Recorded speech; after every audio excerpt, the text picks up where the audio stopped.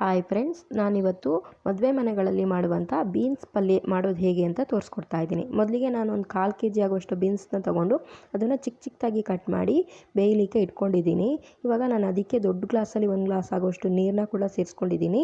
ಹಾಗೆ ನಾನು ಒಂದು 20 ನಿಮಿಷಗಳ ಕಾಲ ಮುಂಚೆ ನೆನೆಸಿಟ್ಟಿರುವಂಥ ಕಡಲೆಬೇಳೆ ಕೂಡ ಸೇರಿಸ್ಕೊಳ್ತಾ ಇದ್ದೀನಿ. ಇವಾಗ ನಾನು ಅದಕ್ಕೆ ಒಂದು ಅರ್ಧ ಸ್ಪೂನಷ್ಟು ಉಪ್ಪು ಹಾಗೆ ಒಂದು 1/4 ಸ್ಪೂನಷ್ಟು ಅರಿಶಿನ ಕೂಡ ಸೇರಿಸ್ಕೊಂಡಿದ್ದೀನಿ. ಇವೆಲ್ಲವೂ ಕೂಡ ಈಗ ನಾನು ಚೆನ್ನಾಗಿ ಮಿಕ್ಸ್ ಮಾಡಿಬಿಟ್ಟು ಅದನ್ನು ಮುಚ್ಚಳ ಮುಚ್ಚಿಬಿಟ್ಟು ಒಂದು 15 ನಿಮಿಷಗಳ ಕಾಲ ಬೇಯಿಸ್ಕೊಳ್ತಿದ್ದೀನಿ. ಇವಾಗ ನೋಡಿ ಬೇಯ್ತಾ ಇದೆ, ಅದು ಇನ್ನೂ ಬೆಂದಿಲ್ಲ. ನೀರು ಆರುವಷ್ಟರಲ್ಲಿ ಕರೆಕ್ಟಾಗಿ ಬೆಂದ್ಬಿಡುತ್ತೆ. ಇವಾಗ ನಾನು ಅದಕ್ಕೆ ಒಗ್ಗರಣೆನ ರೆಡಿ ಮಾಡ್ಕೊಳ್ತಾ ಇದ್ದೀನಿ.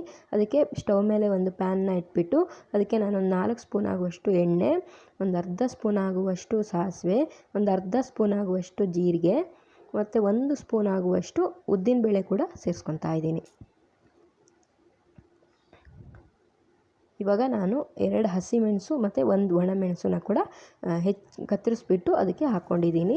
ಇವಾಗ ನಾನು 1 ಸ್ಪೂನ್ ಆಗುವಷ್ಟು ಕಡಲೆಬೇಳೆ ಕೂಡ ಹಾಕ್ಕೊಳ್ತಾ ಇದ್ದೀನಿ.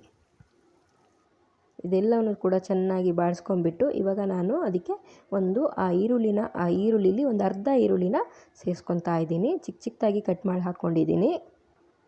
ಹಾಗೆ ಒಂದು 5ರಿಂದ 6 ಕರಿಬೇವಿನ ಎಲೆ ಕೂಡ ಸೇರಿಸ್ಕೊಳ್ತಾ ಇದ್ದೀನಿ.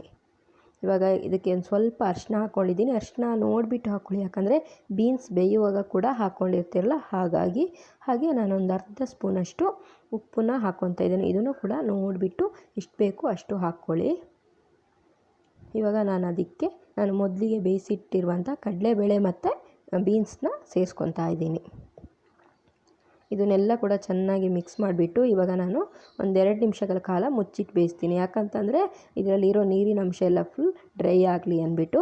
ಇವಾಗ ಚೆನ್ನಾಗಿ ಡ್ರೈ ಆಗಿದೆ. ಇವಾಗ ನಾನು ಅದಕ್ಕೆ ಒಂದು ಅರ್ಧ ಕಪ್ ಆಗುವಷ್ಟು ಕಾಯಿ ತುರಿ ಕೂಡ ಸೇರಿಸ್ಕೊತಾ ಇದ್ದೀನಿ.